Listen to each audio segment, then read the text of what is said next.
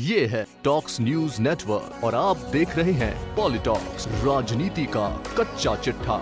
पंचायत राज संस्थान में सत्यजित सर्वाधिक विकास के काम करने के लिए राष्ट्रीय स्तर पर पुरस्कृत किया गया।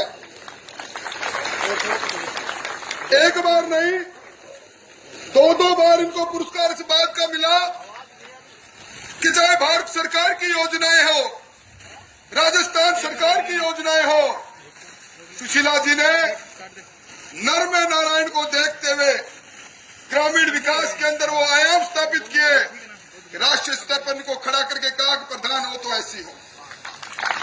मैं धन्यवाद देना चाहूंगा नरेंद्र जी आपको और अध्यक्ष महोदय आपको।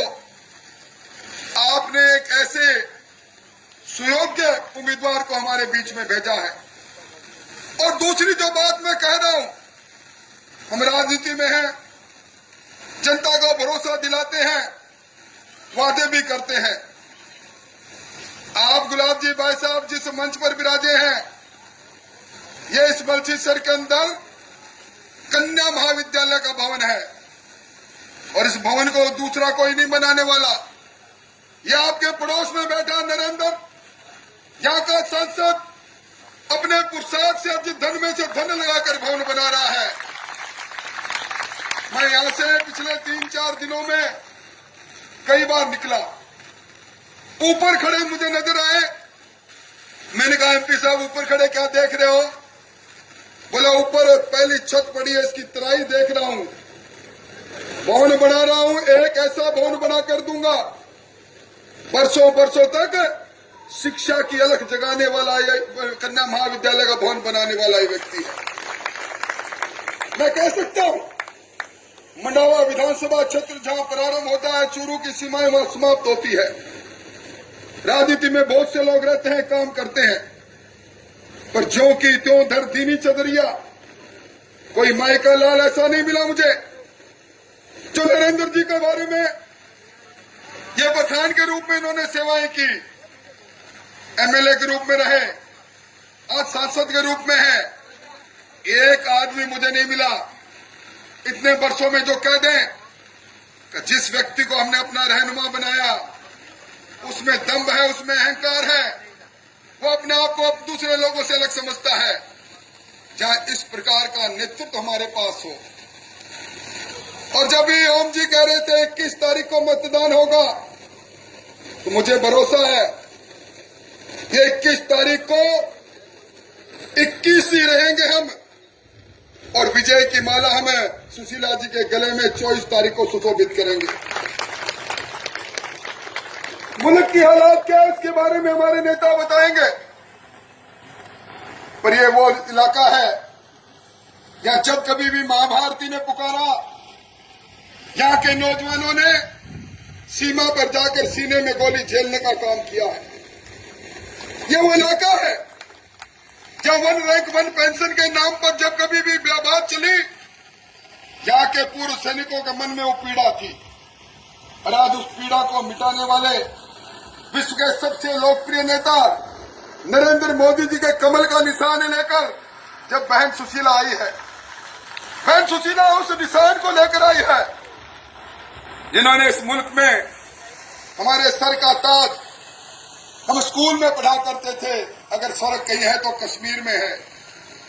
हमारे सर के ताज को और चमकाने का काम धारा 370 तोड़कर किया, 35 से तोड़कर किया।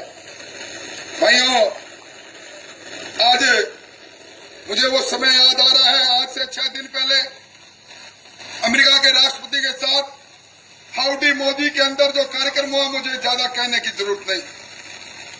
और मैं कहना चाहता हूं कि राजस्थान की सरकार 10 महीने अपना पूरा कर रही है।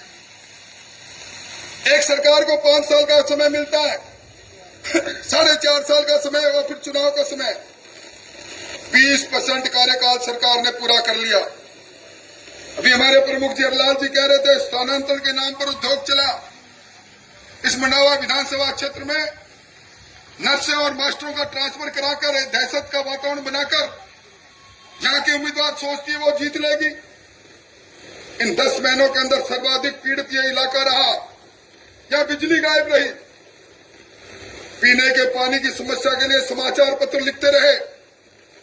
कानून व्यवस्था यहाँ इस प्रकार की हो गई, बड़े स्वभाव थाना कचहरी नीलाम होती चली गई। यहाँ का किसान खरीफ के ऋण से महरूम रह गया। या फसली ऋण के माफी के नाम पर जो वादा खिलाफी की, उसको किसान अपने छाती पर जंग की तरह महसूस कर रहा है। किस तरह के हालात है। बेरोजगारों को हम 3500 रुपए महीना भत्ता देंगे, कितने बेरोजगारों को भत्ता मिल गया। और सही कहा हमारे विद्वान सांसद महोदय ने, कि कांग्रेस के 7 मंजिली इलाके इमारत खड़ी है। नींव के पत्थर से एक नींव का पत्थर अगर हमने निकाल लिया, मंडावा उपचुनाव में हरा दिया, कांग्रेस रूपी इमारत को निश्चित तौर पर गिरना पड़ेगा। और मुझे प्रसन्नता है, हम सब लोगों के बीच में अब बहुत से लोग मंच पर बैठे हैं। यहाँ प्यारेलाल जी डूकिया भी है, यहाँ हमारे प्रधान गिरधारी जी भी है, हमारे मंडावा और विसाऊ के चेयरमैन साहब भी हैं, यहाँ राजेश बाबल जैसे कर्मठ लोग भी हैं। मैं धन्यवाद देना चाहूंगा गुलाब जी, इनको टिकट इन्होंने मांगी और आज कंधे से कंधा मिलाकर हमारी बहन सुशीला के साथ दौड़ रहे हैं। और मैं अपनी बात को समाप्त करूं उससे पहले नेतृत्व के सामने कह रहा हूं, भाई नरेंद्र जी ने जिस बड़े हृदय से आपने हमसे पूछा, और मैं विमला जी को भी धन्यवाद देना चाहूंगा, पूर्व प्रधान जी को, आपने हमसे पूछा, राय शुमारी ली, हमने कहा नरेंद्र जी और इनके पुत्र इस इलाके में इनकी लोकप्रियता की लहर है। और आपने कहा कि हरियाणा और महाराष्ट्र में जो नीति बन गई केंद्र की, उस नीति के अंतर्गत नरेंद्र जी से पूछो तो उनका क्या मत है। धन्यवाद देना चाहूंगा नरेंद्र जी, धन्यवाद। आपने कहा मेरी पार्टी की नीति है, ये चुनाव सुशीला सिंगड़ा लड़ेगी, मेरे बेटे से लगनी होगी। आपने कहा मैं सुशीला के चुनाव में सुबह 4 बजे से लेकर रात तक अथक मेहनत करूंगा। और आज ये चुनाव आपको इस चुनाव के शंखनाद में, चुनाव के शुभारंभ में, मैं बड़े आदर के साथ चुनाव की कमान संभालने वाले नरेंद्र जी को इस पूरे चुनाव के निर्देशन के लिए हम आपके पड़ोसी, आपके कार्यकर्ता के रूप में दौड़ेंगे। आपको अगुवाई करने का आमंत्रण देते हुए मैं धन्यवाद भी दूंगा।